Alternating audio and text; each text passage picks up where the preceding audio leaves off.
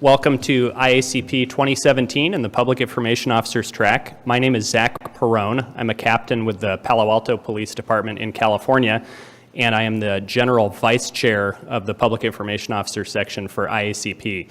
I'm just here to do a brief introduction and make sure that we're all on the same page. First of all, this session is being recorded for later playback, so know that.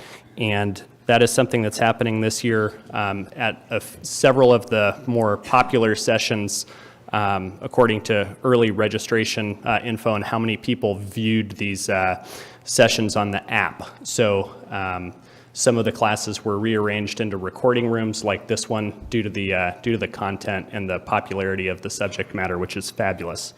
Just a few reminders before we begin. Taking flash photos during the sessions or photos of the slide presentations are prohibited, both of those. And so please refrain from doing that. If your badge was not scanned prior to coming into the room, make sure before you leave that you get scanned by the staff member in the back so that you get credit for the class. Please make sure that all cell phones and electronic devices are turned off or on vibrate to not disrupt the session. And then at the end of the session, there is a feedback mechanism through the app where you can rate the speakers and the content of the presentation, and we'd like to ask that you please do that. That's actually very important for us as a section because we're the ones who make the selections for workshop content from annual conference to annual conference. So if we're getting a lot of positive feedback from a particular group of speakers or a particular topic, we're going to be more likely to invite those people back for a future session. The Public Information Officers track has a ton of outstanding content this year, and if you look in the app, you'll find that of all the tracks, we have the second highest number of workshops right behind leadership, which is remarkable, and that's a real testament to the importance of public information and the role that it plays in our job. So we figured there'd be no better way to start this program off for the next 4 days by these two gentlemen from the Parker, Colorado Police Department who are going to talk about strategy, and you're going to love it. So thanks very much for your attendance, and gentlemen, it's all yours. Thank you. Thank you, sir. I'd like to thank everyone for joining us this morning. My name is Josh Hans. I'm a Public Information Officer. This is Commander Chris Peters. The important thing when you come to any of these sessions, and especially ours, you might be from an agency or a town of a similar size. We've got about 50,000 people in our town. You might look at what we do, and your agency is larger than ours, and you have more resources, and you're able to do all of what we do and more. Or you might be from a smaller agency, and you don't have the manpower to do what we're able to do. We've designed this so there's a takeaway for everyone in here. It doesn't matter what size your agency is. You're going to pick something up, and you'll be able to take it back and apply it to your agency. So that's one of the great things about what we're doing here. If you're not familiar with Parker, Colorado, it's a suburb of Denver on the southeast. You can see it down in the bottom right corner, about 20 to 25 miles outside of Denver. We have a population of about 52,000 people. It's more than doubled since 2000. We were at about 24,000 people in 2000, and it's more than doubled. So we have a lot of the growing pains that go along with the rapidly expanding community, a lot of multi-use or multi-family housing developments. And all of the fun and busy work that comes along with those. We have 76 sworn officers and a staff of 130 total. Chris Peters, he's been with the Parker Police Department for 18 years, and he is the commander over the Office of Professional Standards, and that's the office that I work in. That's where social media and the communications falls under, is with Chris. Thank you, everyone, and thanks again for attending. Thank you, Josh. Josh is our public relations PIO. He came to us after a really long career in news media. When we had the opportunity to hire a full-time civilian person that just focuses primarily on marketing and social media and PIO, we really looked for something specific. And having journalism background and connections already built in the media was a huge plus when we brought Josh on. And then also just wanted to mention our chief. Chief David King has been with the department for 31 years. He's been the chief since 2007. The point I'm trying to make here with this slide is that For a successful program like this, you have to have that support. And the chief's vision is that marketing a police agency is just as important as everything else we do. It's part of public safety. It's not different than public safety. It's part of the public safety. It builds that trust with the community and internal trust, too, with the agency's members. So I wanted to make sure we gave a shout out to that guy. So why use social media?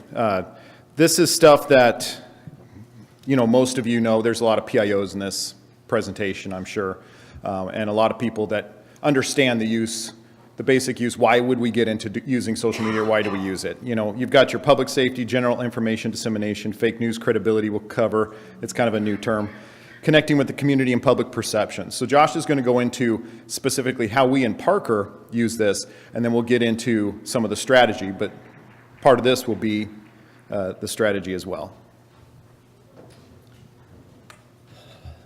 A lot of times you see lists and it's going to be in alphabetical order, and especially when I'm doing a post on social media, I always make sure that I put the officers' names in alphabetical order. So if they ever question me why whose name went first, it's because it starts with a B. This list isn't like that. Public safety is at the top of the list because ultimately that's what a police department is for. And that is the foundation of our social media strategy, is public safety. That's something for me coming from the civilian world into a police department. I didn't view social media that way when I was working for a news station. So it's because I have the great team and the support of Commander Peters and hearing him constantly say public safety, it didn't take me long to realize that also needed to be my focus and the focus of what I do. And so that's why we put it first, and that's why we talk about it first, because ultimately that's what it all comes back to, is public safety. When you have the suspects that you're trying to get out, you no longer have to rely on sending the press release to the television station to get that information out. The people in your community are going to help you get that message out, and get your suspect picture to 30, 40,000 people. When you have the important safety messages, we use Code Red. Code Red is our version of a reverse 911. You guys all have something similar to that with a different name. When you use, the Code Red goes to the people that are in that little red area. But that's also going to be the area of where the police presence is. The people that are just outside of that reverse 911, they're not going to have gotten that reverse 911. They don't know what's going on. That's when you're able to use your social media and you can get that information out to them and let them know what's going on. And one of the most important aspects of that is then go in and update it. Update it on the initial post that you put it on, and you can also start a new one as well, stating that it's over. You also have to monitor it. When you put the information out there, people are going to be asking questions. We all know social media is not a newspaper. You don't push the information out and then you're done. It's a way of communicating and getting information to people. And so through these public safety messages is how you do that. And when you have a missing person, we all know how critical it is as time goes by. Using social media, you can get the information out to the people who may have seen that person, who are right in your area. And so that is how the public safety aspect comes into it. We also use it for our general day-to-day information that needs to go out to residents. One of the things that's been really successful for us and that our residents appreciate, we put road closures for larger roads, or we have a 8-lane road that runs through the middle, Parker Road. If there are 2 or 3 lanes that are closed off on that, we'll send that information out. Twitter is a great resource that we use for that.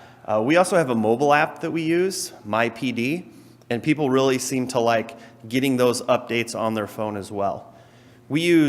I'll kind of back out of this just to talk about what we use. We have Facebook, Twitter, and then we also use Nextdoor. And then, although MyPD isn't what you would think of as traditionally a social media app, I'm the one that handles that, so it kind of falls into the information dissemination. We do 3, Facebook, Twitter, and Nextdoor, because that's what we have the capacity to do. If we had more people, or if I was only social media, then we might look at Instagram or Snapchat adding an additional channel. But the most important thing is only do what you can do well. It's better to only do Facebook if you can only dedicate an hour a day to social media. You don't want to do 6 platforms where you can't be responsive you have to do it well. So do as many as you can do well. And so that's what we do.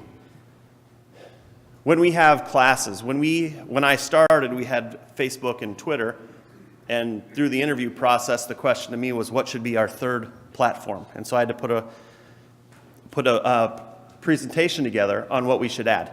And I pitched Nextdoor because Parker is very community-oriented. It's in the suburbs of Denver, so it has a very community feel and very neighborhood feel. So Nextdoor was a good fit. If we had been in Boulder, where CU is, or Fort Collins, where Colorado State is, we would have looked at a Snapchat or an Instagram. But that didn't fit our demographic. So it's important to understand your community and know where your people are. So when I was pitching Nextdoor, I had no idea how effective it would be to get people to register for your classes. The people on Nextdoor are a lot more active. They're active in your community. And about 40% of the registrants we have for all of our classes usually come from Nextdoor. We get about 40% from Facebook, and then the other 20% is word of mouth and that kind of stuff. And public education. You know, this is part of public safety, is getting those important safety messages out. One of the areas that's issues that's important to us and that we have a lot of is suicides. So, you know, getting the information out about suicide alertness training and being able to recognize that stuff among your peers, especially in the high school. So we host classes like that, and getting the information that your community wants, the classes that they want, and getting that information out to them. If we had done this 18 months ago, I don't think fake news would have been in the title, but now that seems to be a thing, and you have to talk about it.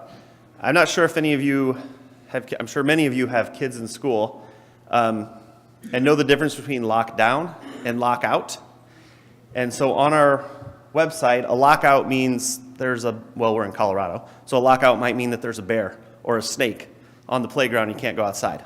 Lockdown means expletives, what's going on. So when we had a parent say, can you say why Southeast Christian School is currently on lockdown? Then I say expletives. Why don't I know about this? Because I've got the scanner right in front of me. So immediately I tell her I'm going to look into it. And within 5 minutes, I was able to tell her it was a lockout, it's not a lockdown. Because as a parent, if you see that your school is on lockdown, what are you going to do? You're immediately going to call the school. All 80 of us in this room are going to call the school. And the school is going to answer for 2. The other 78 people, they're not going to answer the phone. Of course they're not, because there's an active shooter, is what you're thinking as the phone rings and rings and rings. So you're able to get that information out to them right away, and you have calmed the fears of your residents, and at the same time, you're reinforcing that you're the source for information. When something is going on, they can come to you. When they have a question to ask you, they can come to you. We had an instance where we had a teen who said that she had been kidnapped from her room. This obviously put the community at a very heightened state of alertness, and it's situations like this when it's very easy for rumors to start running. You have to be on social media making sure, some people might call it fake news, but it's people just speculating, or they hear something and they think it's true. You have the information, you have the facts. You're able to control the conversation and drive it and keep it where it is so it's in a truthful manner, and keep it so it doesn't go into that, oh my gosh, why aren't they answering the phone? Letting their minds wander. Part of that also is becoming the source of news. I'm sure many of you have seen the study or how well the Boston Police Department did during the marathon bombing. They became the source of news. We had an instance where we had 3 teenagers who, every day when they were walking home from school, there was a retention pond that was frozen over, and they would run and slide all the way across it. And that worked great Monday, Tuesday, and Wednesday. But if you know anything about Colorado, it snows, and then the next day it's 45 and sunny, unless you're in the mountains. But down in Denver area, so 45 and sunny for a few days after that snowfall. On Thursday, those 3 teens run and slide across the ice, and the first one fell through. And then the other 2 went through also. So we had a large scene It was by one of the major roads in Parker. Tons of response, and of course this is with high school students who are very active on mobile. And then you start getting into parents. And you have to realize this message, it's not just the 3 parents of these teens who are worried. It's every parent whose kid walks home from school. Because as the message gets passed further and further down the line, all the information isn't included. So now it's every parent who's got a kid is worried about this situation. You're able to get that information out and keep the story going and keep them updated. I don't want them going to the local news stations to get news about this. Come to us because we're the source of information. So by getting those timely, accurate updates, whether it's a public safety matter or an instance like this, that is a smaller issue, that doesn't impact a large group per se, you're able to get that information out. And it's incidents like these, the kidnapping, that's a large news story, the water breakthrough, these are opportunities. When, I know that sounds horrible, but it is. It's an opportunity. If you look, those are the analytics for our Facebook page. The 2 huge spikes underneath the incidents that happened, those are the new people who follow our page. So when you have these large incidents, people look to you. That's your opportunity to shine, that you're getting the information out to them, and it's your chance. You can also see on the left, a little ways down when we have the 2 bumps, our officer was wearing a body-worn camera, and he was able to use a tree branch and pull the one kid out. Only the one survived. And so about 2 weeks after that, we were getting requests from the media, so we had to release the video of him pulling him out. So again, another opportunity where people were coming to us for information. All right. So a lot of that, like I said, a lot of that you guys are like, okay, what is this? Social Media 101. Of course, we're doing public safety and code reds and this stuff. But the key of our presentation is connecting with that local community. So when we do have those things, we have the missing person or the pond rescue, our ability to connect immediately and be the source is there because we've done all of this strategy that we're going to talk about in this session with focusing on local content, local communication, 2-way communication. That way we have become that source. People come to us first for the information, and because the chief has put this public communication right in the chief's office, we don't have to go through a bunch of requests or, can I please send this out, and a bunch of approvals. We have the ability when it comes to public safety messaging to just get it right out without approvals. So when we have something big happen, it's minutes that we have information out on our social media. It's not a half hour, 45 minutes, an hour before we can get all the approvals to get something out. So that's why people come to us. And even outside of our jurisdiction, in unincorporated parts of the county, people ask us what's going on because they know that we're responsive. And so a couple examples here, someone asks us about getting a restraining order. They come straight to us to ask the question. And why do they? Because we respond back. So one of our officers in the chief's office responds about this restraining order and gives a phone number they can call to talk with that officer directly about it. We're responsive not just Monday through Friday 8 to 5. It's almost 24 hours that we monitor this stuff, and I'm responding from home. Josh is responding from home. It's something that has really helped us build this always-on feel for our responsiveness, and that's why people come to us for the information. And then they start throwing in crime tips. MyPD app is great for that, but also we get the crime tips on Facebook and Twitter.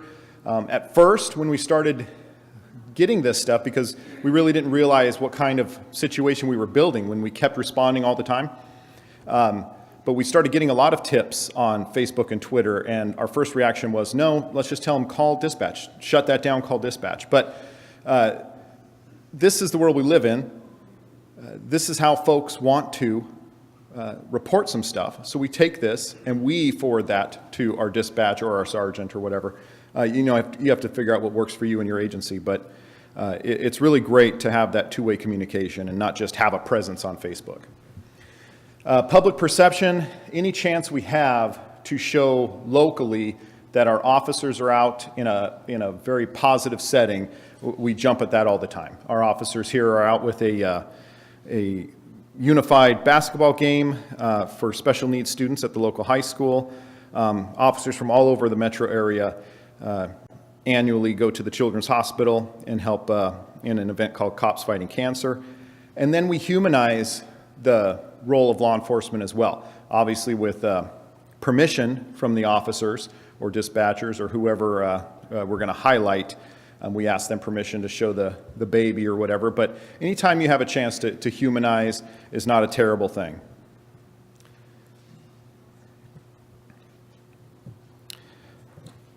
So Josh is going to get in kind of the meat of what this presentation is about and why local matters and not trying to focus on viral content.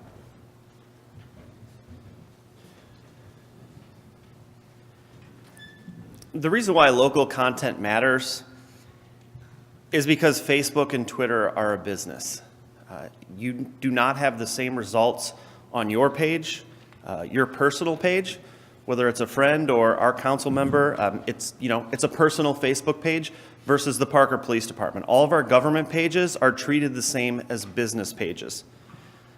So it's a completely different standard. I'm not going to stand up here and tell you I know what the algorithm is, because most of the people that work at Facebook don't even know what the algorithm is. There's a small group of people that do.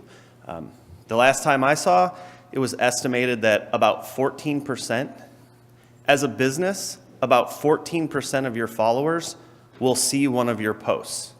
So 1 in 8 people that say they like your page, that want to see your page, will actually see that information. Posts from your friends, they'll see them all the time. Facebook has recently gone to prioritizing friends over business pages. So while you're going to see your friends' posts, you're not as likely to see the business posts or the Parker Police Department's post. So that's where we get into what we're doing. You might have an instance where your officers go out to Children's Hospital to help raise money for them, something that's great. Again, you would like every single person in your community to see that post. Ours got to about 5,000 people. Facebook is so kind. They will gladly take $20 so we can get it to another 1,900 to 4,900 people. Our belief in the way that we run our department is that we don't pay money to publicize posts, because I'll have a hard time justifying spending money to promote something like this, but when we have a missing kid, I didn't spend any money to promote that. Or when we're looking for a suspect, I didn't spend any money to promote that. So we internally have devised a strategy of trying to engage our local people to try and combat that. This is the most important thing that I'll say today. Facebook prioritizes friends and family. So you need friends and family to share your story.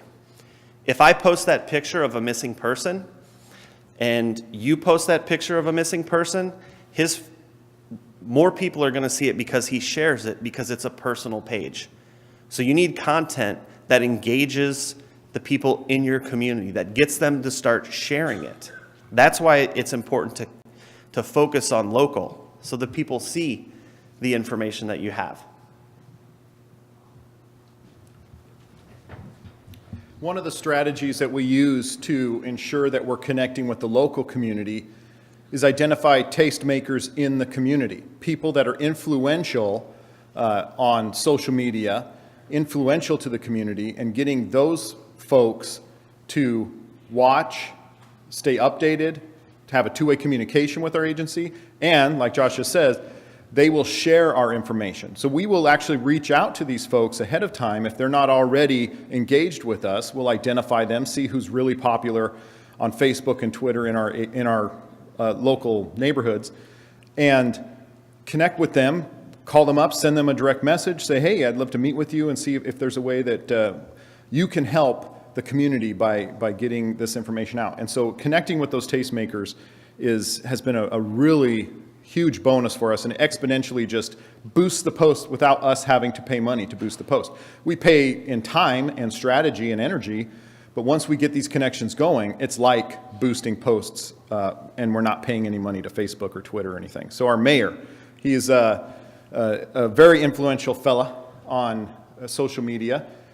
Elected officials that have taken to social media and are very active, that's one of the tastemaker options that you have. And this guy is very, very active on social media. He does a bunch of charities and dyes his hair for charity. He shaves his beard for charity. It's all about the beard and charity and stuff, but people love it. So he has a huge amount of followers, and he's always on. And when we have something important to say, he turns around and shares it. So exponentially, our stuff is out there, which is really the idea. People. There's people, before now, folks used to be called bloggers or whatever. So there's folks that are very influential. They're just human beings, but they have a ton of followers. And this person right here is local. Her Parker is in the name of her account handle. So people go to her for the info. They ask her, what's going on? Do you know what's being built here? Or what's going in? This store just closed. What do you think's happening? So we get her to connect with us, and when we need something shared, she'll share it. Almost every time we put something out, she'll share it, and it just hits so many more people. And then the last example we have of tastemakers is groups. And there's even private groups on social media that you can get into. You send them requests and stuff. Free and Parker is one. They usually have a better logo, but at the time we took this screenshot, this was the best they had up. But they have a bunch of stuff. I think it almost started as like a community garage sale type group, but it's really expanded into looking for jobs and everything else. So people are there looking for stuff and talking. So it's an active group that's always got something going on every day, multiple times a day. So when they share what we got going on, it's incredible. So the tastemaker stuff is absolutely very beneficial to what we have going on. And the way we've really incorporated those tastemakers into, integrated them into us, when we had the sit-along with dispatch, where you have someone come in and tweet the information out, it was that Chrissy and Parker. She has 7,600 Twitter followers. We're only at about 5,600. I invited her in to come in and do that because I knew the reach that she had. And for 3 weeks after that, she was sending out stuff every day about the Parker Police Department that she didn't know.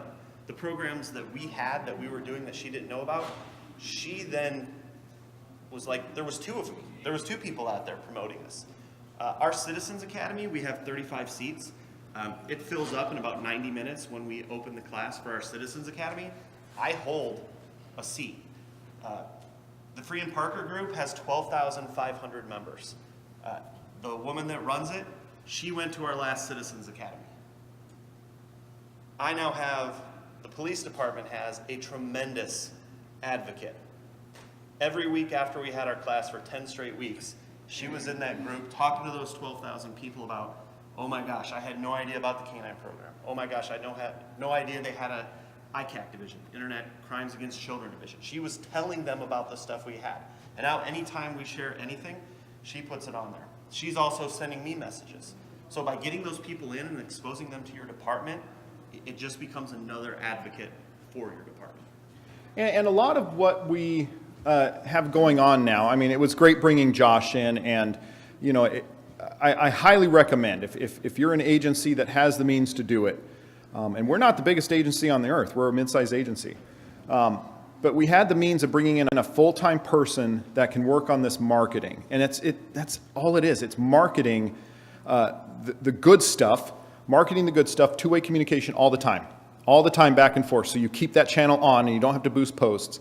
So when you do have the code red or the missing person, the shelter in place, the officer-involved shooting, or the pond incident that we had with the kids that drowned, because we do this every day, the positive stuff, the interactions, the strategy, when we need to get that stuff out, it goes out because people are already engaged. So we don't have to boost it or whatever. The algorithms and everything else, it's going to send that out. And it's going to get to the people. So if you have the means to dedicate someone in the chief's office so you don't have a bunch of layers to go through, absolutely that's work for us. And beyond hiring someone to do this and focus on this, we get a lot of these strategies from sitting in the chairs you guys are sitting in. The tastemaker idea came from a week-long PIO course that we took that the FBI put on. And it's something that we really, we were doing some of it, but we didn't know really how to take it and make it a full-blown strategy of really trying to hunt these folks out and get them connected with us. We had tastemakers that were already connected, but making that as part of our specific strategy it's really a great idea. It's worked really good for us. And we got the idea by, like I said, sitting in the chairs you guys are sitting in, taking a class or taking a seminar. A lot of what we do, it's just from information sharing. And I think that's what's great about the PIO group across the country is that ability to just share ideas and stuff. So I think we are able to stay on top of how to communicate with these ever-changing platforms. So it's really worked good for us.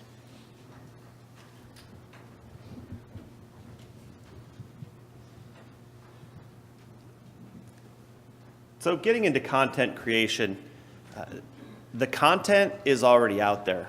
You already have the content in your organization. The key is to find it and use it, and then have the strategy that can maximize getting that information out. I spent 20 years in the news media, and as all of you know, the media only covers bad news because that's what news viewers want to watch. I was amazed when I started working for the Parker Police Department. I know 999 of 1,000 officers are good. I had no idea how many great programs there were that the police department did. And that's where the marketing aspect comes in. If we're out there doing a food drive, filling backpacks for kids who they're on school lunch during the week, but then come Saturday, Sunday, they might have a meal for 2 days. We're out there collecting food to help fill the backpacks that those kids can take home on Friday to eat over the weekend. If you don't know we're doing it, we're not doing it. People need to know the things that you're doing, or they don't know that you're doing them. They know that you wrote them a ticket when you pulled them over, but they don't know that all the great things that you've done. So that's where the marketing aspect really comes into this. And that's where the local relevant information really pays off. We put the road closures out there, and normally this was another one of the main roads through. Typically, it's just going to be myself or our dispatch who's just going to put a road closure out. This was a road closure because of a bus accident. It doesn't just affect the parents of the kids on that 2 specific buses. Every parent that put their kid on a bus is going to freak out when they see me post, Lincoln Avenue is closed because of a bus accident. So fortunately, this was just a couple minutes away from the police department. I was able to hop in my car, grab a couple quick pictures, specifically show the bus. Yes, it's a bus accident. The road is closed, but very minor damage. Getting that information out there, again, so their mind doesn't wander to bad places. We had, again, these groups that we're in. There was a woman who had posted, "Oh my God, I saw the kids crying. There must be tons of injuries." No, they're teenagers, so they're dramatic. And they were in a horrific bus crash, as you can see. So immediately, as I was able to say, I just got off the phone with our sergeant. There aren't any injuries. So rather than letting that information run wild, we're right there. We're able to comfort the parents. We're able to let them know. And again, we're reinforcing that we're the source for information and we're where you can get that information. This may not seem like much, but this is kind of what really helped bring to realization that what we were doing was doing it right. This is just a simple picture of our officers at lunchtime doing the drunk goggles on students right before prom season. I was talking with someone from another agency, and they were frustrated with all the changes that had been made to Facebook. And they had talked about a great boost to their site they had gotten because a celebrity had started commenting on these posts. So they had doubled the size, their followers. They went from 10 to 20,000 people just because of the celebrity who had interacted with their site a couple times. And then they had a public safety incident that had happened at a school. And overnight, about 1,500 people had seen that public safety message. And that's when it dawned on me. It's because the people that are following you in New York or California or Ireland or England because they like the celebrity, they don't care. They don't care what's happening in your community. They're not going to share those messages. They're not going to help you get that information out. It's the parents of the kids that go to this high school.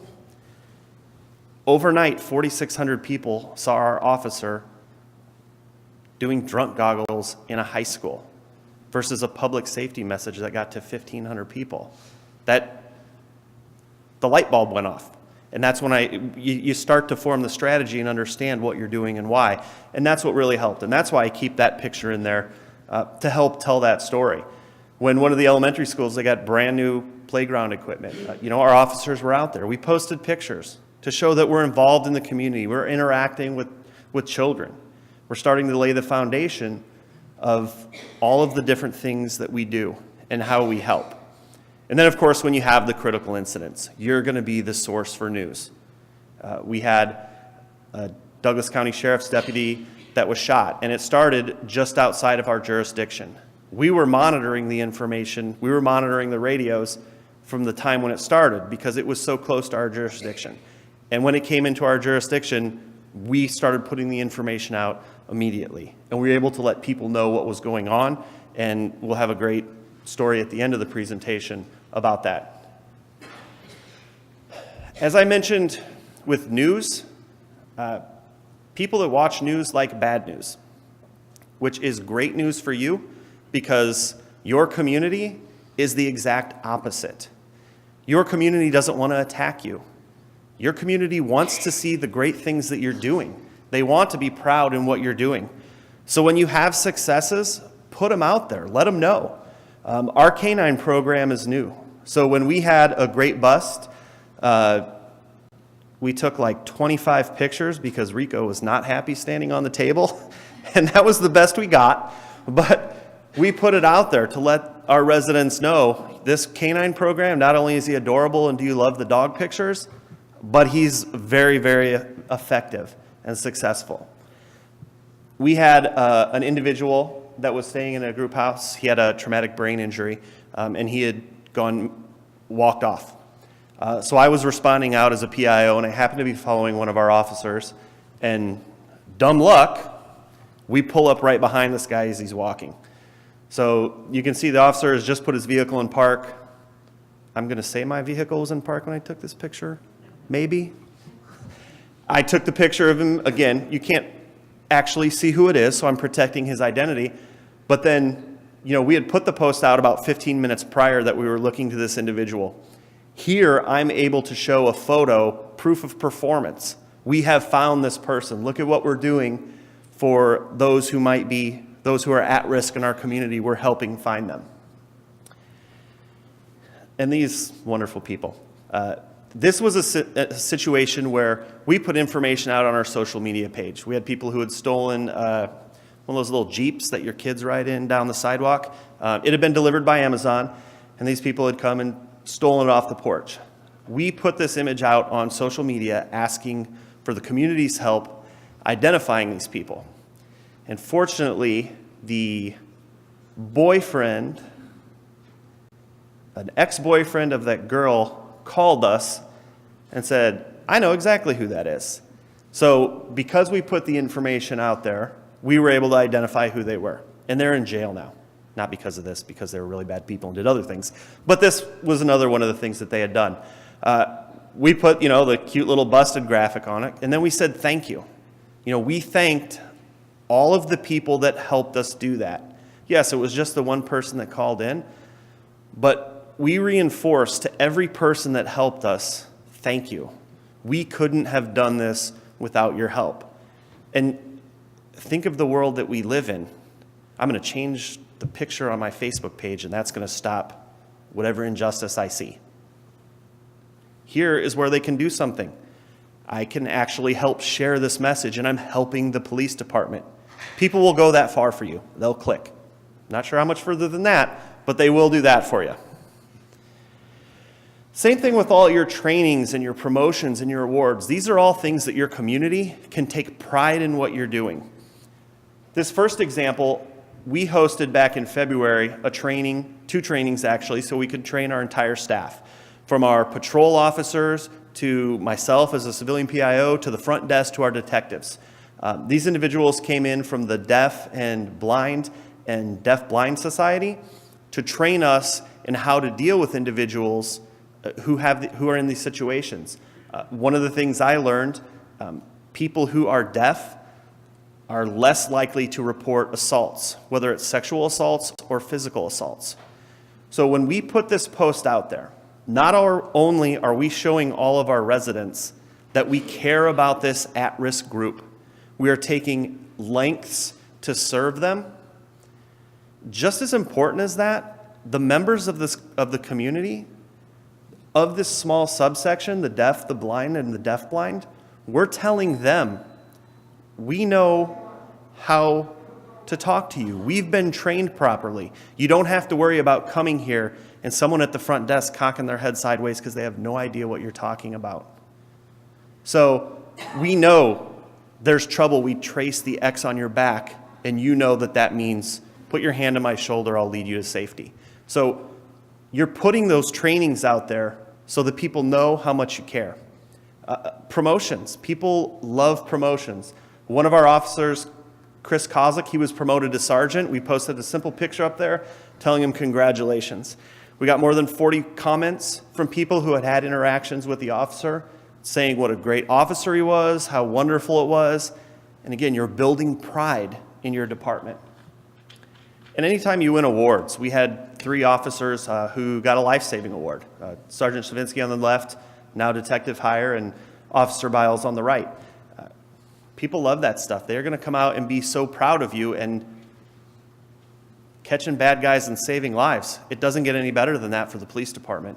And right there, you've got 3 people who have saved a life. And again, one more source of pride for your residents. This is kind of the tricky part. You can't only put out good news because eventually people will think it's just propaganda. That, okay, I can listen to you, but I know you're whitewashing it. Or yeah, but you're only going to put the good news out. Now, I'm not obviously going to stand up here and tell you every time we have an IA, we put it on social media, because it's not even close to anything like that. But we have our weekly crime report that we put up on our website. And when we do that each week, we put it on social media.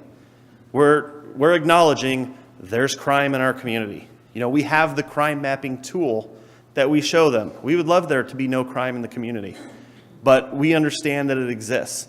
And when there are situations that are bad, we're also going to come out and tell them.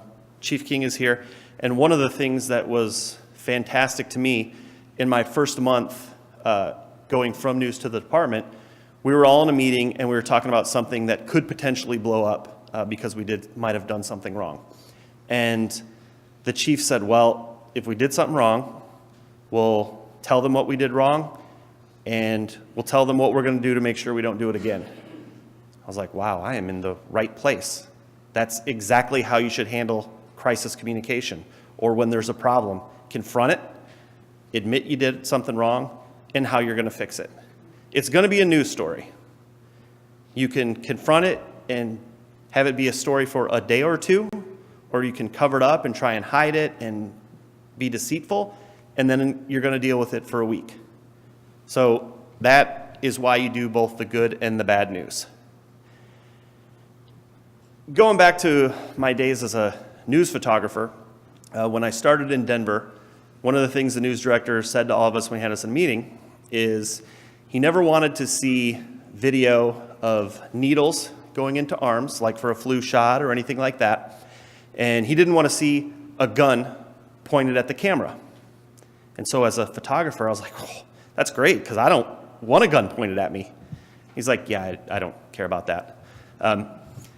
When people see needles going into skin, or they have a gun pointed at them, it makes them squeamish.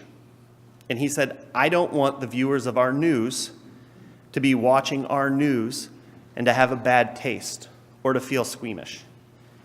And so this is kind of the exact opposite side of that. When people think of the Parker Police Department, I want them to feel good. One of the things that we've instituted in the last couple of years is anytime we get a lost dog in, anytime our then animal services officer, our now neighborhood services officer, take in a dog, we'll post that dog's picture on social media. One, there's a great chance that our neighborhood services officer isn't going to have to drive 30 minutes to take that dog to the buddy center where it goes, and of course they appreciate that. And two, the community loves it. Because we care about their furry babies and we care about their four-legged friends. Think of the emotions that come along with your dog is missing and you find your dog. Oh my God, thank you so much. And we are going to glom right onto that great feeling. The Parker Police Department is there to help you. And it has been wildly successful. A, we're helping put them together, and B, it has created a really positive atmosphere and been something really good for us. Again, the same thing. We take a lot of pride in our residents and a lot of pride in the community. If I were to use our archiving tool and put thank you in as a search tool, I might as well just go to my Facebook page because that's going to be in 90% of our posts. We had a resident who found, I don't know, I think it was $34 on the side of the road, and she called us. And our officer happened to take a picture and send it to me. My post here was, this is what makes Parker great. It's residents like you that would find money on the side of the road and turn it in. Again, it's a great feel-good story. When you read that, you're like, oh, what a good person. And you're reading that on our page. So you're attaching those good feelings to your page. Going back to special needs students, this is our SRO at the high school, Dan Britton, and he did a tour for the special needs students. That is a great picture. You know, you have the story of what's going on, and you see what a good time those kids are having with the police officer. It puts a smile on your face, and that's what we want. We all know humor wins social media. A great part of humor is the ability to laugh at yourself. If you show the ability to laugh at yourself, it shows that you're human. Obviously, donuts. That is the biggest police stereotype out there, and it's National Donut Day. Just embrace it. Have fun. There's also messages that can be included in the humor. You know, you've got a little girl, and she's in the pig costume, standing with cops. Ha, ha, ha, ha, so funny. Think about, though, how stressful it is for parents on Halloween night when their kids go out trick-or-treating. It can be a scary time. Not can be, it is, because I've got a 6- and 9-year-old, I know. This picture, while yes, it's humor, we're showing all of our residents it's Halloween, and we're out there with your kids. So we're using humor to get the message out to you, and you don't know my intent, but that's my intent, to let you know that we're out there with your kids. The Legend Unified basketball game that we mentioned earlier. As I just said, I have a 6- and 9-year-old. So the 9-year-old is out of the phase, but the 6-year-old, the most important part of the sporting event is who brought the snacks, what are the snacks, and is it a Hi-C juice box, is it a Capri Sun? This is it, right here. It's the post-game juice box with our officers. Yeah, it's humor and it's funny. That was probably the 8th or 9th tweet from that Legend Unified basketball game where there was more than 1,000 students who showed up to support the special needs students playing a basketball game against us. So again, yes, I'm using humor to humanize us and show us that we're real, but at the same time, this is funny, but look at the great thing that we're doing. So you're using humor to help get that information out. The thing with humor, though, you have to think about all of your audiences. It's not just the people that you're talking to that are going to who are going to see what's funny. We have one of our sergeants, and of course you can see there at the end, the officer on the other side, as soon as he looks back at the car, he looks directly at the camera. And I can't hear what he's saying in his head, but I'm guessing he was saying, God, please let that be recording.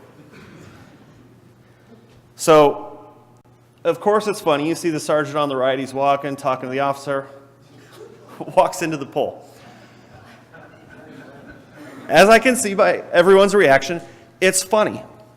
But you also have to think about your internal audience. This was actually sent to us by the officer on the left, sent to me for us to put out there.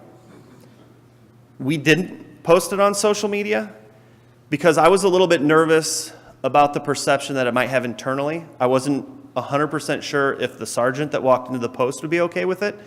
And I was also a little bit concerned that we might lose some of our internal buy-in because they see, you're making us look like buffoons. Why would you put that out there? So that would have gone a long way because it's damn funny. He walks into a post, and I'm going to play it again because he's not here, so I can. But you have to think of your internal audience always. And this is just one example of doing that. And we're talking about this, and even if that sergeant would have been okay with it, even if that sergeant was the one who sent it and said, this is hilarious, let's put it out, it's our job as public information officers to watch out for them as well. That sergeant may not have realized that that could potentially have started a firestorm of really terrible and personally attacking comments that are coming back. So the initial idea is, oh, that's hilarious. That's going to get a ton of views, and this is one of those things that could go viral, right? But that's our first thought is not, let's get as many followers as we can and all that. Our first thought is not viral. Our first thought is, what lenses are we looking at? Who are our audiences, and how can we watch out for our agency and these officers?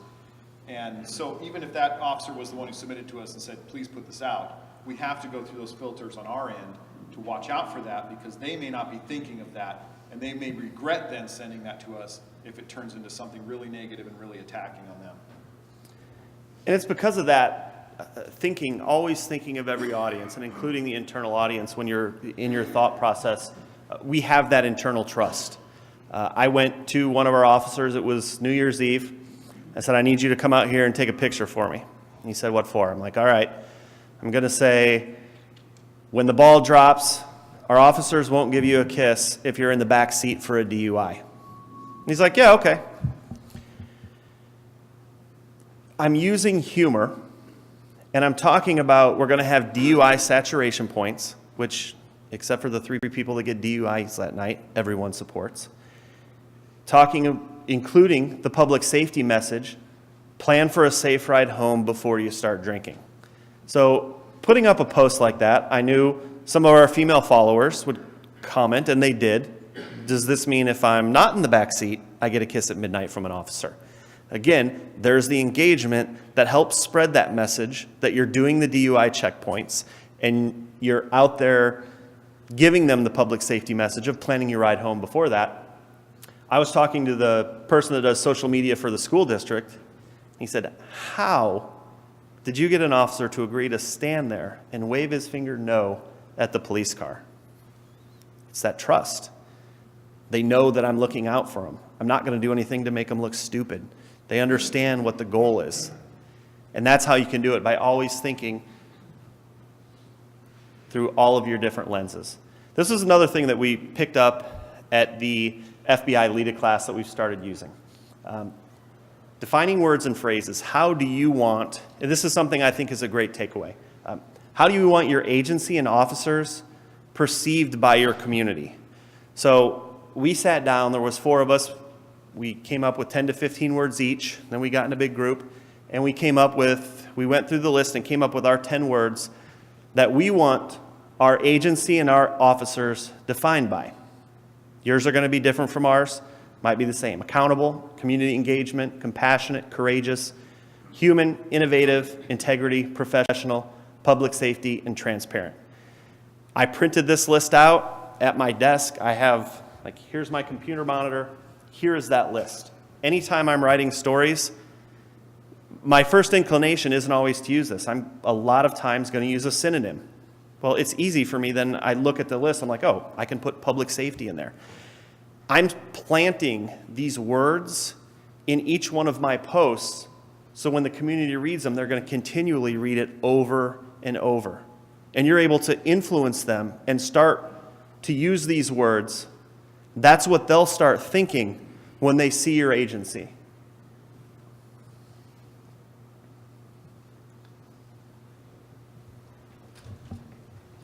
So our question when we're putting this together and when we're putting our strategy together is why does having a strategy make a difference? And I think we've kind of highlighted the idea there and hopefully gotten a couple points out as to why our strategy is focused on local and not viral. We're not focused on the number of followers. I don't rate Josh on his performance evaluation every year on the number of followers. I mean, we have goals and stuff, and we started that way. When we first hired Josh, we had goals, and they were set around followers.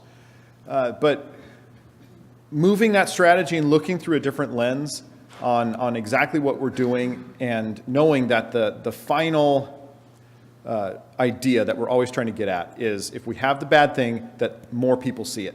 That's really the idea. So the local followership, the tastemakers, getting information out there, always using those defining words, it builds that up so we always have that communication. And the strategy has really worked well for us. You have to know your community and you have to talk with them on a two-way engaging platform. So here's the numbers. Here's what we have been able to do with our strategy. So our followers, and this is specifically from Facebook, but it's similar on our platforms. Obviously, Nextdoor, we could say 100% are local followers, right? Because that's the idea of Nextdoor. So with Facebook, out of our followers, we have 50% that are in the town of Parker. So out of the 52,000 people that live there, 7,250 of them are following us on Facebook and engaging on a regular basis. 26% in addition are just outside of Parker, unincorporated areas and the south side of Denver and all that. So 76% of our followership is local. The people outside of our immediate area and out of state, they really don't latch on, and a lot of that probably is media that follows us out of the Denver metro or the North Denver area. So we can show here that our followership and our engagement is local. And so what we're doing, our idea of keeping it local is really working out. So when we have a hit and run, who cares outside of Parker that we had a hit and run? But this thing sees 52,000 people in less than 24 hours because we have that sharing. We only have 14,000 immediate followers, but because of the sharing, 52,000 people see this because they're actively engaging and sharing and commenting and all that. So things that the people that follow you virally, like Josh talked about, because a celebrity follows you or whatever, they could care less about a hit and run. But because we're focused so much on 76% of our people that are engaged with us being local, that kind of thing, and that's what you want. You want the help us solve a crime stuff to get seen. So that gets seen in less than 24 hours by 52,000 people. This I just loaded in here last night because this we put out on Thursday night. So in less than 24 hours, almost 106,000 people see this post. Band equipment was stolen from the local high school. People outside of Parker are really not going to care. But the local people that are so infuriated and all those parents that have latched onto us because of all the stuff we do with the kids and the special needs and all that, we have a ton of people that are engaged and they care about the kids. And when we say that the kids have been victimized, this band has been victimized because this stuff has been stolen, man, they just take to it like wildfire and they share and they comment. And you can see it right there. Out of our 14,000 followers, we now have 105,000 people who have seen that. That's more than double the amount of people that live in Parker have seen this because of the sharing and the commenting. And that's just what you're doing is you're taking that little bubble of Parker, and that 105,000 isn't just sporadic people all over the country. You're just growing from your central location of where this happened, and you're just making it larger. And it's just emanating out from that. So we're reaching now people, yes, outside of Parker, but maybe the suspects are from outside of Parker. So we're crossing those boundaries and we're getting it shared. And because it's coming from local and moving out that way, your likelihood and our success rate on putting stuff on social media and getting it solved is very, very high. And it's because of that. Because it's not sporadic. Our growth is always central and it moves out. So it's moving out toward where that suspect may live or have done something similar. This is similar, I think, to like intel groups that detectives are in. Where detectives from all the Denver metro area, they're all on an email server group. And so, hey, have you seen this guy? I'm looking for this guy in check frauds and stuff. And so you're all sharing that locally and stuff.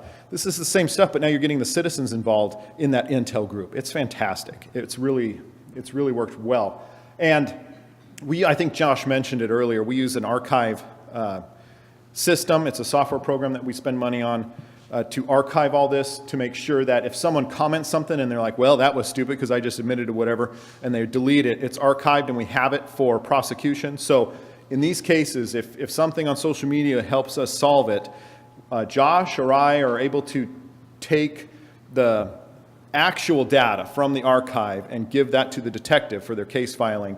And it really helps as far as discovery and all that, and then we're not worried about what got deleted, what got sanitized or whatever. It's there. The minute someone puts it up, it captures it. In posting this information that is meaningful to your local followers, you've developed that your social media is a two-way street. You're there, you're listening, you're helping them solve their problems. Any of you that takes social media complaints or complaints from citizens, I'm sure you get tons of them about speeding in school zones. That is our biggest complaint. Oh my gosh, people drive crazy in the school districts. And they're right. People do speed through school districts. We got so many of those, and there was so much complaining about speeding in not only school zones, but speeding all throughout Parker. We decided to do two, we called them traffic saturation days, one in November and one in December. Speed traps. We did 2 days worth of speed traps. Didn't use that word, traffic saturation. The way we wrote the information that we were disseminating, we posted it in the morning saying, because this is what you say is important to you, this is what we're doing. We're going to do traffic saturation. If you don't see us out where you think it's important, here's a link so you can let us know next time we can be where you want us to be. So we did 2 days of speed traps. We got about 80 positive comments and 0 negative comments because we're responsive to the police department or to the community. We're building that trust. Boy, is this needed. Thank you. Thank you so much. Thank you. Thank you. My husband was almost killed earlier this year by a crazy driver in town. And this is great. It's 8:34 in the morning, and we already have a resident who's showing our proof of performance. I already saw someone pulled over in my neighborhood. Thank you. Because we have that buy-in, because our residents know we're not just ticket writers. We're not just police cars and badges and uniforms. We're out there every day in your community making it better. We're playing basketball games with the special needs students. We're collecting food for the backpack. We're listening to you because this is an important problem to you. We did 2 days worth of speed traps, and they thanked us. Another great example, this goes back to the good and the bad. Break your news. I never, ever, ever want to hear Channel 9 has learned, because Channel 9 has learned that the Parker Police Department is filling backpacks for needy kids. That's not the story. We had an instance it's currently going on. We're being sued for an excessive use of force. We got the intent to sue back in January. We had our response written the next day for the media request. You can see that request came in July. So back in January, my response was, oh shit. When I got this request from the media, I said, okay, let me see what I can put together for you. I'll get back to you. It was done, but then we realized, okay, it's time for us to start putting the strategy together. And it was Chris, myself, the chief, the deputy chief. And what we decided to do, we knew what the story was going to look like. Any of you that have watched the news ever know how this story is going to look. You had the attorney who had the video from inside the bar where this occurred, and then had our officer's body-worn camera video, because that's all discoverable evidence. So the attorney has it. So you had about a 4.5-minute story. And any guesses on how much our statement got of that 4.5 minutes? 10 seconds. So you had the attorney showing how awful it was, talking about this angel of a person who was wronged, and we got 10 seconds to defend ourselves. We knew that's what the story was going to look like. We also know the support that we have from the community and the buy-in. So I hit send, sent that communication, our statement, to the member of the media, and I don't even know if it was to him yet or still traveling through the email waves when I also posted it on our social media page, on our Facebook page. Professionalism, transparency, and public trust. If I were to back up to the list, all three of those are on the list. So those aren't words that they've heard for the first time. We talk about how important they are to our success. This is what's happening. This is what you're going to see. Here's the statement that we gave to the media. It was about 3 minutes after that when I got a super nasty phone call from that reporter. He was pissed because I just sucked all of the air out of his sails. It was fantastic. You know what else was fantastic? The responses from our community. Again, they supported us. We're not just ticket writers. We're out there making their community a better place. Here's another excellent example of what you need to do, though. You don't just post it and then walk away. You have to constantly be monitoring. Someone asked, I know you can't say much, but what is it? It's an allegation of excessive force. Someone jumps on a couple hours later, the body cam will nullify it. Best cops I know. Thanks for all that you do for our community. My prayers are with you. Again, we get someone jumping to our defense. It's not a comment about this case, but you've always been so great. Parker should be proud. Parker PD is one of the best in the nation. I doubt they did anything wrong. I'd be willing to bet it'll be dismissed. Here's another great one from Christy Griffin. PPD is amazing. I had to call 911 when my son was struggling to breathe in the middle of the night. PPD was at my house before the firefighters and paramedics. I'm never going to post that story. And if I did, it's not going to mean a lot because I'm bragging. But when a mom posts that, I'm posting what's potentially negative news. We're being sued. And we have our community and our parents coming out, telling good news stories, and supporting us. And of course, this is the best comment. So someone who deserved a beating got one. Sounds good to me. Keep up the good work. Now, I obviously couldn't like that, or that number of thumbs up would be like 107 instead of 10. But it was just, fantastic. So Josh had mentioned earlier that, and it was about a little over a year ago, last September, when we had a officer-involved shooting, the one that started in the county and then it moved into our area. So it's right there on the border. Our officer is the one who ended up killing the suspect. But chaos is what this was, because you had an active shooter that was shooting at deputies. It was near a senior center. It was right near a hospital, a fitness center, one of those big giant Lifetime fitness centers, and a middle school. They were all right there, and this guy is doing this right there. And so it's also pickup time for the kids at the school. So we got all the parents lined up for pickup, and now the school's on high alert. They're not letting people in or out. This active shooter's going on, and people want to know what is going on. And so they're hoping that someone is going to tell them.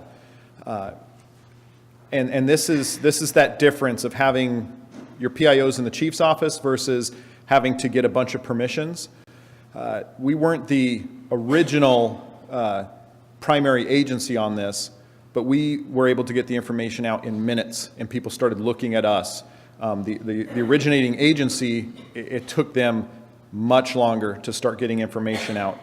Actually, it was well beyond the time that the situation was over with. So within a few minutes, we were able to start putting information out about what was going on, and then we kept updating. We had several updates going on until one of our most impactful ones was that the suspect's in custody. Really, he'd been shot to death, but the message was out, suspect in custody. Like the bad guy has been taken out of the equation, which is exactly what all the parents want to hear. What worked out for us, you got a bunch of parents there picking up a bunch of kids, but Mario Nicolaius, who writes for the Denver Post, he has a personal story about this, and he wrote this story in March of this year. And I'm just going to hit some of the highlights. But this is how he starts the story in the Denver Post, a snapshot of our tweet that said, "Update suspect in custody." And he's talking about the effects of social media on the justice system. So, I don't know if he's out of town or whatever, but he's monitoring this. He's out of town, right, Josh? He's at an airport. He's at an airport. And his wife is in the classroom at the school, and they're going back and forth, and he's trying to figure out what's going on. My son's school, while we were here in Philadelphia, right after we landed at the airport, my wife called me and said, "Hey, the school's on a lockout or something. They're not letting us in. I'm not sure what's going on." And so I got right on to Denver's Twitter page and the school district, Denver Public Schools, got on their stuff to try to figure out what's going on. That's what this guy is doing. And so he's trying to see what's going on, and we start communicating, and this is a story about that communication. So what I put in here is I just copy and pasted everything from this article, but I'm just going to read some of the highlights from it. And it really showed us that what we're doing is the right thing. A man with a gun had been seen outside her school. Sierra Middle School locked down the building. Family members knew nothing about the situation. Then I found the Parker Police Department's Twitter feed. In real time, Parker PD used social media to communicate with a terrified community. What they knew, why the school had been locked down.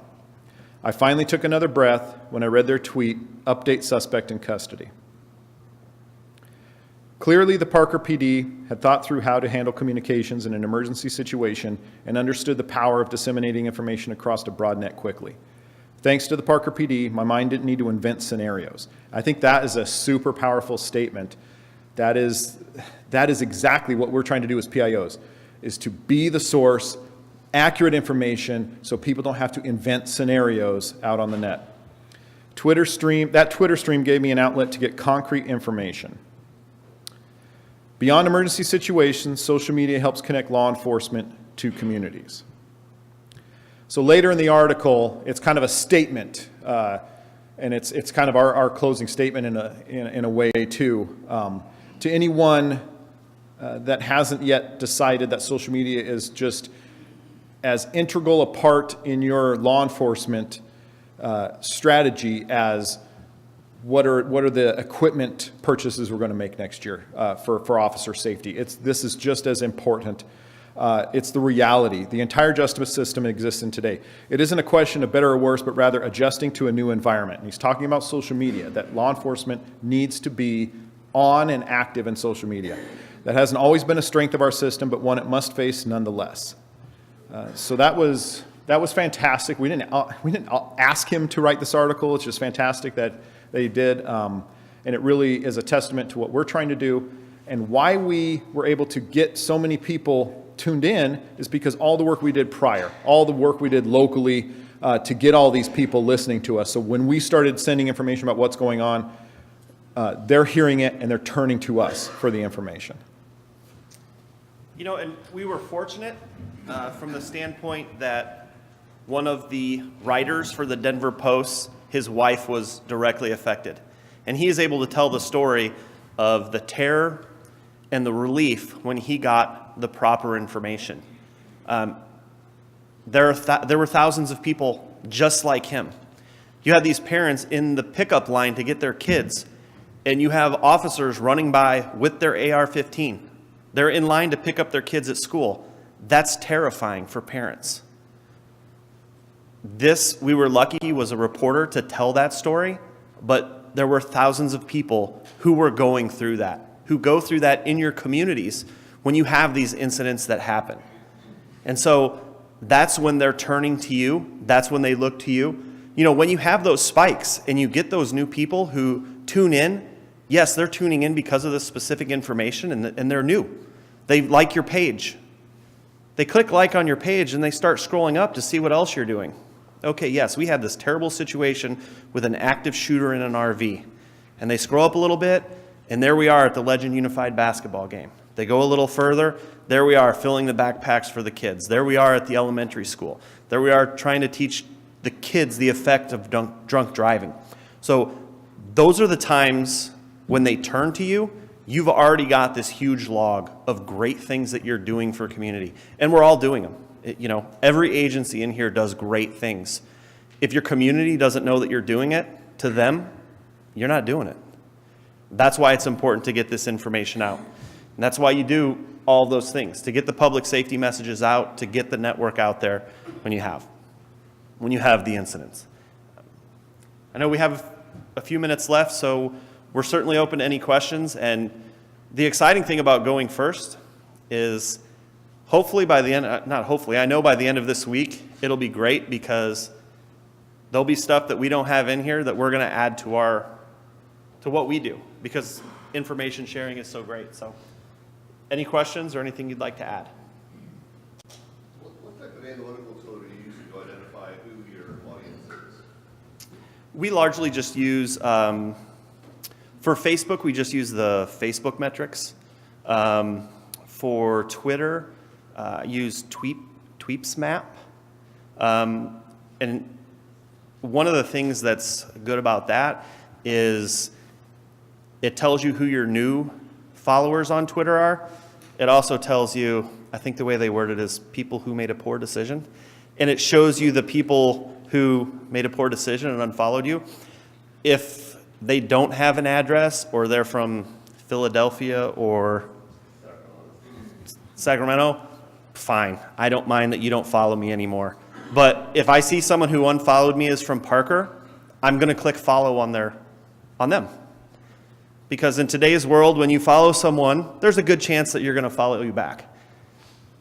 3/4 of the people, probably 90% of the people that unfollow me, that's fine. I don't care.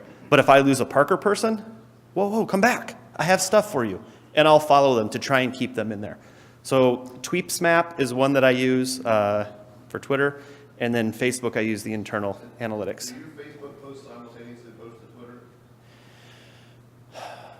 Most of the time, no. For our road closures, Dispatch does Hootsuite. And again, those are shorter, brief messages. That's another thing. We don't post all of our messages the exact same way over every channel. Just like a police officer is not going to use a taser for every incident, or a gun for every incident, or just talking to someone for every incident. Social media is the same way. You have to use the correct tool. Twitter is 140 characters. You have to be quick. You have to grab their attention, give them the essential information, and drive them to where they can see the full story. Whether that full story is on Facebook, whether it's on your website.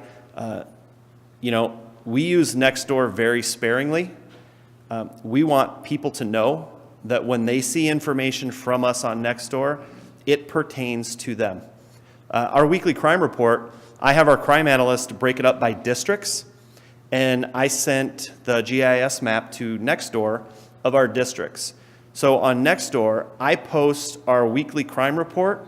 If you live in District 1, you get the District 1 crime report, and so on. And I include a link. If you want to see the entire crime report for the town, here's a link to our webpage.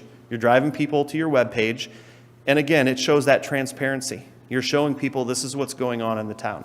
So it's not uncommon for someone that would be the only thing they hear from us on Nextdoor. When we have the classes, that's something we post to everyone.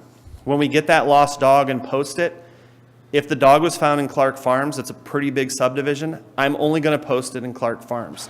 So all the other people aren't seeing this unnecessary information that probably doesn't pertain to them. So some of the stuff we do to both sites, but largely we don't do that. Is there a question over here? Yes. How have you gotten the buy-in from your officers? That's one thing we're struggling with. We have a new chief who's very social media driven, and we just see that constant struggle. They send it to us, for a multitude of reasons, of course, but they just Well, and, you know, you're not turning a speedboat, you're turning a cruise ship. And, you know, it's a change in policing and police communications. 30 years ago, no comment. And that was fine, because who am I going to complain to? I'm going to complain to my neighbor or maybe my coworker, and maybe like 5 people will find out that you screwed me over or something went wrong. No comment doesn't work anymore. You know, it's not just a conversation between you and your neighbor or you and your coworker. The conversation is now between everyone. So you have to get the understanding that the conversations are out there and they're going to happen. It's building trust. You know, it's getting investigations to understand that if they can send you these pictures, you can help them get the information out to them. It's built over time by them seeing you're not going to, you know, do anything to make them look bad. You're not going to do stuff to make the agency look bad. You know, getting them to understand, I mean, we all know the community policing model. This is a large part of community policing. And our buy-in, in my mind, is well over 90%. I'm sure it's not 100%. I know there are officers who are very hesitant and still think, oh my God, I can't believe that you leave negative comments up there. You're always going to have people who are hesitant to that. But, you know, every time you hire a 22 to 25-year-old officer, they're starting on your side because that's the world that they grew up in. And it's through building trust. And maybe you have to go to the young officers first. And those are the people that you use to help start getting you that content, you know, and slowly they're able to get buy-in. Chris can tell a great story about our body-worn camera program and getting buy-in. Yeah, and it's similar with anything that you're rolling out, and that's a great thing. You know, body-worn camera, we found our saltiest group to test our body-worn cameras and try them out, and at the end of that, they're the ones who go and talk about body-worn cameras and why you should have them in our agency, because they will not go out there without them on, because they had a situation where someone was going to complain on excessive force. It was a medical thing. And the body-worn camera showed they were just trying to help. And so there was no IA just because of the body-worn camera. That turned them around. Like Josh said, you get your detectives who have clout in the organization. They've been there longer. They have some say. There's some of your tastemakers in the organization. And you start doing things that help them solve cases. First, you have to go to them. You know, I talk with the commander in investigations a lot about, hey, what do you have? How can we help you? And just kind of like, how can we support you in what you're doing? And now, because of a couple of really good examples of success, now they're sending us stuff. Hey, can you get this out? Because they've seen that it works. Our officers, you know, you've got your officers that are like your FOP folks or your union reps or whatever. Those are your tastemakers as well. So if you can connect with them and see how getting their stories out, stuff they're doing that's important in the community, then they'll start talking. If someone comes to them and starts talking poorly about social media, maybe they've got a different twist on it. Hey, actually, it helped me get this or whatever out. So it's almost the same strategy in connecting with the community, and it just takes time. And when Josh came in, we wanted to make sure, and Josh did a great job of this, is just showing everyone that he's a human. Yes, he works out of the chief's office, but he went and just had conversations with people at briefings or after briefings, or went into dispatch, sat with them for a while, records, everyone. Just get to know Josh as a person that you can trust. And if we make sure that we don't erode that trust by putting something stupid out, it just takes time. Like Josh says, you're just turning that cruise ship. And that's where we started. When Josh came in, the trust, it was a giant wall between professional standards and patrol, as far as we're not trusting that you're going to look out for us. Because my desk is like 4 desks away from IAs. So that's, you know, to come through that door, it's not just walking out this door. It's a door that a lot of people don't like going through. So I had to work hard, and it was great because I was conscious of that going in. You know, Chris and the chief had mentioned mistakes that the person before me did. And because they had done this, and this, there was a little bit of mistrust. They felt like that person was maybe like a spy for the Office of Professional Standards. It was great that I knew that information, because I knew A, what I had to not do, and B, how hard I had to work to get that internal trust and the buy-in. And so it takes time. And again, you work with your younger officers who understand social media and are going to help you get that information out. And it'll just slowly build as you help them solve cases, as you, we did, we're a smaller organization, 77 mid-sized. So, you know, we're not hiring 20, 30 officers at a time. We had one of our cadets, when she was going through the academy, we had a weekly update. And it had pictures of her, you know, whether she was washing the capsaicin out of her face, or when she was tased, or even just everything she was doing. When she started going out on calls afterwards, it was Crystal. I mean, there were little kids, Mom, that's Crystal. It wasn't a badge, it wasn't an officer, it wasn't a police car, it was a person who had seen all that it took to become an officer, that it's a person who's doing this. And another great side benefit of this, the academy is 22 weeks long. You're educating all of your residents on how much, you know, I'm not filling out my application and trading it for a gun.